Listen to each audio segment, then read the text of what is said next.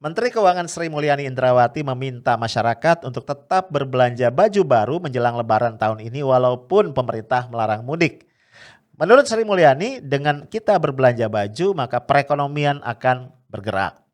Ini merupakan satu lagi statement dan manuver jenaka dari Menteri Keuangan terbaik Asia Pasifik yang membuat rakyat bingung.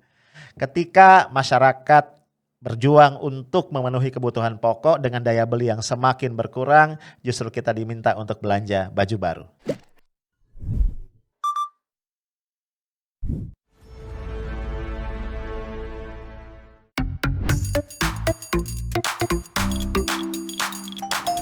Hai guys, ketemu lagi kita malam ini di Highlight ya. Rubrik tempat kita nongkrong, ngobrol tentang banyak hal yang terjadi di sekitar kita. Kita udah lega ya. Puasa udah selesai, puasa hari ini sudah buka puasa dan gua lihat juga sebagian dari lu nih kayaknya pulang tarawih ya. Oke, kemarin nih Rabu kayaknya ada seseorang yang lagi seneng banget, lagi happy, namanya Nadiem Makarim. Kenapa? Karena berita yang berkaitan dengan reshuffle itu ternyata happy ending buat Nadiem. Ya. Kan sebelumnya beberapa orang menduga, beberapa pihak menduga salah satu menteri yang akan dicopot oleh Presiden Jokowi adalah Nadiem.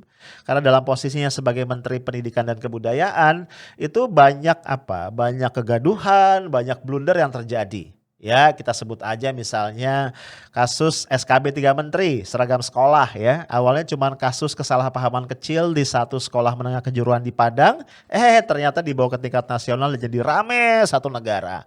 Kemudian juga hilangnya frase agama dalam visi pendidikan Indonesia di roadmap pendidikan kita. Itu juga sempat rame. Dan Nadiem dikecam banyak pihak karena responnya enteng banget. Dia bilang apa? Ya sudahlah, kalau bagi banyak kalangan itu penting kita masukin lagi. Parah Nadiem ya. Kemudian juga Mas Menteri kita ini kementeriannya bikin rame ya. Kenapa? Karena di dalam standar pendidikan nasional itu mata pelajaran Pancasila dan bahasa Indonesia ternyata hilang ya dari kurikulum wajib. Dan kemudian Nadiem malah bersurat kepada Presiden untuk merevisi PP nomor 57 ya. Padahal kan PP-nya berkaitan dengan bidang pendidikan. Bayangan gua yang merumuskan draft PP-nya pasti kementeriannya Nadiem ya. Kocak ya. Yang terakhir ya yang sempat ramai banget adalah hilangnya nama Kiai Haji Hasyim Asy'ari ya, pendiri dari NU, dari Kamus Sejarah Indonesia. Lu bayangin aja, tokoh sepenting Mbah Hasyim tuh bisa hilang gitu. Ya, orang kemudian menunjuk kepada Dirjen Kebudayaan Hilmar Farid ya yang memang bertanggung jawab mengenai proyek ini. Tapi kemudian kasusnya dicoba dijawab dengan enteng lagi, ya ini sekedar kesalahan dan kealpaan. Walaupun kemudian ya publik masih mencoba melihat kasus ini lebih dalam karena ternyata ya yang hilang itu bukan cuma nama dari Hasyim Asy'ari. Konon kabarnya nama Jenderal Besar Ahana Nasution juga nggak ada. Ya, ini perlu dicek lagi ya. Ini gue baca satu berita tapi nanti kita cek lagi. Nah bro, gara-gara tadi nih blunder-blunder itu ya. Beberapa pihak menduga nih Nadiem kayaknya kena reshuffle, digeser nih kayaknya gitu ya.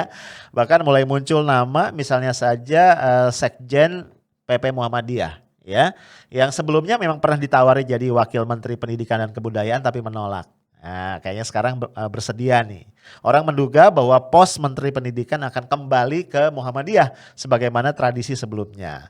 Tapi ternyata semua prediksi tadi salah. Nadiem memang sakti ya. Ternyata bukan cuma dipertahankan ya, tapi tadi portofolio atau lingkup tugasnya diperluas. Ya kan, ada perubahan nomenklatur, ya Kementerian Riset dan Teknologi, Ristek kan dilebur ya ke dalam Kemendikbud. Jadi Kementerian Pendidikan, Kebudayaan, Riset dan Teknologi. Nah, Nadiem naik sekarang ya, lebih luas lah portofolio tugasnya. Jadi akhirnya orang berkesimpulan memang gak sia-sia nih Nadiem melakukan kunjungan ya, sowan silaturahmi ke Ibu Mega beberapa waktu yang lalu. ya kan? Di beritanya Nadiem berkunjung 2 jam, ini ada fotonya, mesra banget ya, akrab banget. Nadiem ngobrol tentang gagasan Merdeka Belajar yang dia usung selama ini dan juga seperti apa profil pelajar Pancasila. Ini mungkin terkait ya dengan posisi Ibu Mega sebagai Ketua Dewan Pengarah BPIP. Ya, nah itu kebahagiaannya Nadiem. Gue yakin ya di kantornya Nadiem Makarim itu ada banyak banget nih yang ngirim karangan bunga ucapan selamat nih kayaknya. Gue sih belum ngirim ya. Bro, itu kebahagiaan seorang pejabat publik ya. Pertanyaannya kalau rakyat jelata kayak kita nih kebahagiaannya apa? Tenang ya. Menteri Keuangan Sri Mulyani sudah memberikan anjuran, imbauan kepada kita semua ya rakyat ini untuk tetap membeli baju lebaran. Nih lihat beritanya ya. Jadi menurut Ibu Menteri ya walaupun kita dilarang mudik tapi tradisi membeli baju lebaran tetap harus dipertahankan. Ya dengan kita beli baju lebaran itu ekonomi akan terus berputar. Rupanya itu ya pikirannya Bu Menteri gitu ya supaya ekonomi kita nggak mandek nih. Nah, yang menarik juga Ibu Sri Mulyani bilang ya walaupun kita nggak mudik ya baju lebaran tadi ini bisa kita pakai waktu silaturahmi daring via Zoom. Mungkin dengan tetangga satu komplek ya atau mungkin dengan saudara-saudara di kampung. Ada aja nih idenya Bu Menteri ya. Sri Mulyani juga bilang ya walaupun kita nggak bisa ketemu langsung dengan saudara-saudara handai tolan di kampung kita tetap bisa mengirim ya bingkisan tanda kasih sayang kepada mereka lewat paket ya secara online. Apalagi di Harbolnas spesial Lebaran ini kan kita tahu ya pemerintah sudah buat kebijakan untuk memberikan subsidi ongkir sebesar 500 miliar. Dahsyat ya. Lah bro, memang Menteri Keuangan kita ini unik ya. Kebijakan-kebijakan yang diambil itu dahsyat ya. Dan seringkali out of the box. Bikin kita takjub. Ya tadi misalnya menganjurkan kita belanja ya. Kemudian juga ada ya, subsidi ongkir tadi 500 miliar ya. Sebelumnya jangan lupa ya. Juga pemerintah ya dengan kebijakan yang diambil Menteri Keuangan sudah membebaskan PPNBM untuk barang mewah kendaraan dalam ini mobil baru. Sebelumnya cuma sampai batas 1.500 cc tapi kemudian juga 2.500 cc. Tujuannya ya tadi menggenjot produksi mobil ya yang konon kabarnya bisa akan menggerakkan perekonomian. Ya walaupun gua agak ragu ya karena yang beli mobil ini kan ya kalangan menengah ke atas lah bagaimanapun ya. Sementara kan yang paling rusak daya belinya, yang paling merosot itu adalah kelompok menengah ke bawah. Jadi kembali ke tadi ya anjuran Bu Menteri beli pakaian baru, gua ragu-ragu ya rakyat bawah pengen sih beli baju baru ya, tapi daya belinya yang nggak ada gitu. Ini yang gue worried ya. Jadi gue tuh bertanya-tanya kenapa ya dalam kondisi krisis ini justru yang dimanjakan itu kelompok menengah ke atas gitu. Ya misalnya aja kita tahu Ibu Menteri Sosial ya Ibu Risma bilang budget di Kemensos udah nggak ada nih. Sehingga kemudian bansos tunai tahun ini ditiadakan, nggak dilanjutin. Gue tuh mikir ya, itu kalau subsidi ongkir tadi ya, itu dialihkan jadi bansos tunai, jangan-jangan bisa lebih bermanfaat ya untuk mendorong menahan lah minimal menjaga daya beli masyarakat kelas bawah. Nah guys, yang menarik ya, mungkin lo ingat ya, Menteri Keuangan kita ini mendapat penghargaan sebagai Menteri Keuangan terbaik ya Asia Pasifik ya. Tepatnya adalah East Asia, berarti Asia Timur dan Pasifik. Dari satu majalah Global Market yang penghargaan diberikan dalam sidang tahunan ya IMF dan World Bank. Menarik ya, sebagai Menteri Keuangan terbaik. Nah ini adalah penghargaan yang kedua sebenarnya. Karena penghargaan yang sama pernah diterima oleh Sri Mulyani di tahun 2018 yang lalu. Ya of course ya kita boleh ikut bangga dong ya sebagai rakyat Indonesia. Menteri Keuangan kita mendapatkan penghargaan ini. Ya, nah alasan dari Global Market memberikan penghargaan di tahun 2020 karena Sri Mulyani dianggap sebagai Menteri Keuangan yang mampu mengeluarkan kebijakan-kebijakan untuk apa? Untuk mengatasi dampak ya pandemi COVID-19 terhadap perekonomian negara. Kira-kira gitulah ya. Nah bangga boleh, ikut bangga boleh. Tapi pertanyaannya ya betul nggak sih Ibu Sri Mulyani ini adalah Menteri Keuangan terbaik? Ternyata kritik yang sangat tajam ini datang dari ekonom senior Dr. Riza Ramli ya. Ini gua baca lagi tweet dia. Justru Riza Ramli memberikan satu predikat lain, bukan Menteri Keuangan terbaik tapi Menteri Keuangan terbalik. Pas gue baca apa alasannya, nah ini lo lihat ya tweetnya. Jadi rupanya begini ya. Salah satu yang dikritik oleh Riza Ramli adalah keberpihakan Sri Mulyani. Ini sebenarnya dia ini berpihak kepada kepentingan negara, bangsa, rakyat, atau kepentingan kreditor, kepentingan pihak-pihak yang ngasih utang ke kita. Kenapa Riza Ramli mengkritisi ini? Karena ternyata ya Indonesia ini mempunyai yield ya atau imbal hasil surat utang yang paling tinggi di Asia. Ya, bahkan lebih tinggi dari beberapa negara yang risiko investasinya itu lebih besar dari Indonesia. Ya kalau lu sempat belajar finance ya, itu ada kaidah risk and return trade off. Jadi mestinya semakin besar risiko investasi di sebuah negara, semakin tinggi yield atau return yang ditawarkan ketika dia menerbitkan surat utang. Ya, beberapa negara kayak Vietnam, Philippines itu ya risiko investasinya masih lebih tinggi dari Indonesia, tapi yield surat utangnya ya return yang ditawarkan dari surat utangnya itu lebih murah dari Indonesia. Nah, maka wajar ya gue paham kalau Riza Ramli bertanya ini sebenarnya Sri Mulyani ini agennya siapa gitu. Akhirnya orang mengait-ngaitkan ya, karena Sri Mulyani kan sebelumnya adalah direktur pelaksana ya dari IMF ya. Jadi jangan-jangan nih, ya ini joke orang ya biasa lah, yang namanya emang kritik ya. Ini jangan-jangan Sri Mulyani lebih mirip tanda kutip ya, seperti SPG, Sales Promotion Girl dari IMF.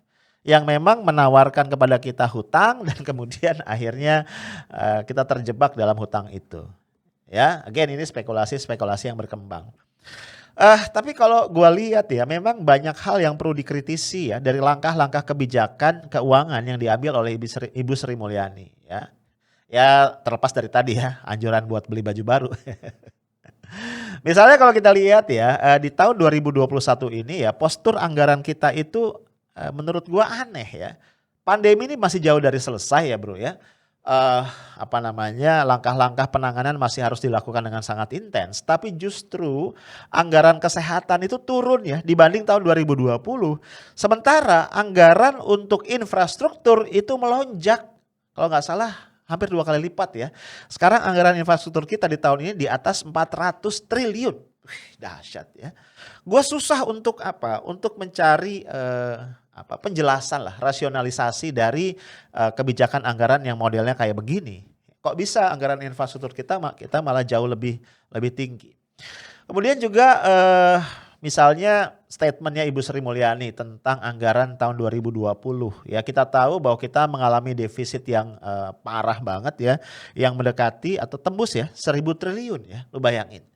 Nah, Sri Mulyani mengatakan ya sebenarnya postur anggaran 2020 itu sudah disusun dengan sangat baik ya, udah seimbang, udah ideal lah. Tapi apa daya kemudian terjadi pandemi yang menghantam sehingga timbul krisis dan anggaran kita ya jadi berantakan. Dan mendadak Sri Mulyani itu jadi religius. Dalam kaitan dengan anggaran dia mengatakan manusia cuma bisa merencanakan dan Tuhan yang menentukan. Gue geleng-geleng ya. Emang belakangan ini mendadak Ibu Sri Mulyani jadi religius dan mendadak syariah. Ya gak sih? Di beberapa kesempatan dia tampil dengan kerudung ya, antara lain dalam peluncuran gerakan nasional wakaf uang ya. Sampai orang-orang bercanda ya, bukan mohon maaf tapi mohon wakaf. Kemudian juga dengan penampilan yang sama dalam kapasitas sebagai Ketua Ikatan Ahli Ekonomi Syariah ya, Ibu Sri Mulyani mengatakan ekonomi syariah ini punya potensi ya untuk mendukung pemulihan ekonomi nasional. Lah bro, hal-hal seperti ini membuat orang kemudian ya geleng-geleng kepala ya. Ibu Sri Mulyani juga pernah komentar begini. Dalam satu kesempatan dia bilang investor asing ya itu awalnya semangat ya masuk ke Indonesia karena melihat potensi negara kita yang besar. Tapi begitu masuk mereka dibuat mumet ya, dibuat ruwet melihat perizinan Indonesia yang berlapis-lapis. Kemudian juga beberapa hal yang berkaitan dengan kondisi-kondisi yang dibutuhkan untuk investasi yang baik di Indonesia. Lah maksud gua gini loh, agak ribet ya buat gua, buat rakyat nih. Kalau menteri itu kebanyakan curhat. Kan bayangan gua nih harusnya ya menteri itu ya solusi ya. Ini ada masalah datang dengan solusi. Nah kalau menteri curhat ya masyarakat makannya udah susah nih kok menterinya malah curhat. Nah kalau kita flashback juga gue jadi ingat ya. Beberapa waktu yang udah agak lama ya itu videonya juga beredar ya. Gue sempat bikin kalau nggak salah podcast tentang ini juga ya. Ibu Sri Mulyani dalam satu event ya itu daring ya. Semacam kayak diskusi online gitu. Ada pejabat IMF di sana. Dia kayak apa curhat lah ya tentang dana bansos Kemensos yang itu dikorupsi ya. Kita tahu ada kasus korupsi bansos melibatkan Juliari Peter Batubara CS. Itu dicurhatin tuh ya ke IMF. Dan belum lama ini juga Ibu Sri Mulyani minta ya bimbingan ya bantuan dari IMF dan World Bank untuk mengelola hutang luar negeri kita yang memang bebannya sudah cukup berat. Ya kita tahu ya hutang luar negeri kita sekarang ini sudah tembus 6.000 berapa? 6.400 sekian triliun ya. Memang kalau kita lihat ini sekitar 40% dari PDB. Masih jauh ya, masih di bawah batas yang diizinkan oleh undang-undang ya yaitu 60% PDB. Tapi kita juga jangan lupa ya, menurut pemahaman gua yang nggak terlalu banyak tentang makroekonomi, ukuran keamanan hutang ya dihitung dari PDB ini sebenarnya nggak terlalu relevan ya. Harusnya hutang itu ukurannya salah satu yang paling akurat adalah DSR ya, Debt Service Ratio. Debt Service Ratio ini adalah rasio antara cicilan hutang dibagi dengan ekspor. Dan kalau dilihat dari DSR, sepemahaman gua ya, angka kita ini udah merah sebenarnya, udah berat ya. Dan kita tahu bahwa sekarang setiap tahun pemerintah harus mencari dana talangan sekitar berapa? 340 atau 370 triliun ya hanya untuk membayar bunga hutang kita sebelumnya ya. Jadi lu bayangin nih ada negara nih untuk bayar bunga utang aja itu harus mengeluarkan utang baru. Itu kan berat banget. Nah bro dalam kondisi kayak gini kita jadi apa ya? Jadi pengen ketawa ya gue ya. Kok Ibu Sri Mulyani kemudian tadi mengusulkan kita belanja baju ya. Jangan-jangan ya ini ekspresi ya. Gak tahu juga. Ekspresi kepanikan ya. Alam bawah sadar Bu Sri Mulyani yang udah panik nih. Ini gimana lagi ya cari duit untuk menambal ya bolongnya kas negara. I don't know ya. Itu aja dari gua. Stay tough, smart and professional. Assalamualaikum warahmatullahi wabarakatuh.